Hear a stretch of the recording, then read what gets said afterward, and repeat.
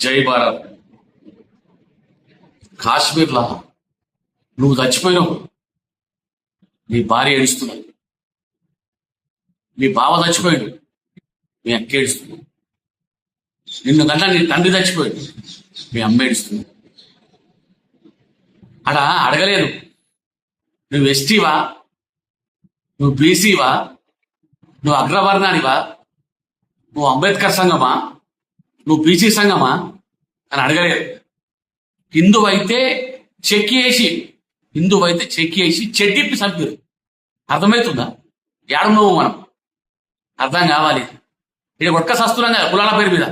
మేము రెడ్డిలం, మేము మునురు కాపులం, మేము షాలోళ్ళం, మేము గౌళ్ళోళ్ళం, మేము గూండ్లోళ్ళం, మేము యాదవులం. ఇవి ఆడ చూడలేదు. నువ్వు ఎమ్మెల్యేవా ఎమ్మెల్సీవా చూడలేదు, నువ్వు కార్పొరేటర్వా చూడలేదు. ఓడైనా చంపేసారు. హిందువు క్రిస్టియన్ అయినా ముస్లిం కాకుండా చాలు చెక్కేసి మరీ చంపారు. అర్థమవుతుందా దేశం ఎటుపోతుందో? మొన్న వక్స్ బోర్డుకు సపోర్ట్ చేసిన టీఆర్ఎస్ వాళ్ళు కూడా ఉగ్రవాదులే. నీకు అర్థమైందా? వక్స్ బోర్డు కోసం సపోర్ట్ చేసిన వీళ్ళు కూడా, కాంగ్రెస్ వాళ్ళు కూడా ఉగ్రవాదులే. వాళ్ళకి సపోర్ట్ ఇచ్చారు కదా. పశ్చిమ బెంగాల్ ఏం చేసారు? హిందువులను తరిమి కొట్టారు. వీళ్ళు కూడా ఉగ్రవాదుల కిందకేస్తారు. ఇప్పుడు వాళ్ళకు సంపిన వాళ్ళకి సపోర్టర్లుగా ఏర్పడకుండా పరోక్షంగా రాహుల్ గాంధీ దేశం దాటిపోయిన లోపల ఏదో కూడా అవుతా ఉన్నది. వాళ్ళు ఇక చంపే నరేంద్ర మోడీకి చెప్పుకో అని చెప్తున్నాం. అంటే ఈ నరేంద్ర మోడీ కూడా దేశాన్ని కాపాడతారు. ఈ విషయాన్ని అర్థం చేసుకోవాలి. ఓ హైదరాబాద్ కార్పొరేటర్లు మీకు దండం పెడతా.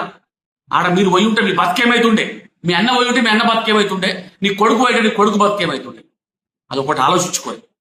దేశం కోసం పనిచేయరు, కులాల మతాలు పనిచేయరు. గడప లోపల నీ కులం, గడప దాటితే అంతా హిందువులం. ఈ దేశం కోసం పనిచేద్దాం, ధర్మం కోసం పనిచేద్దాం.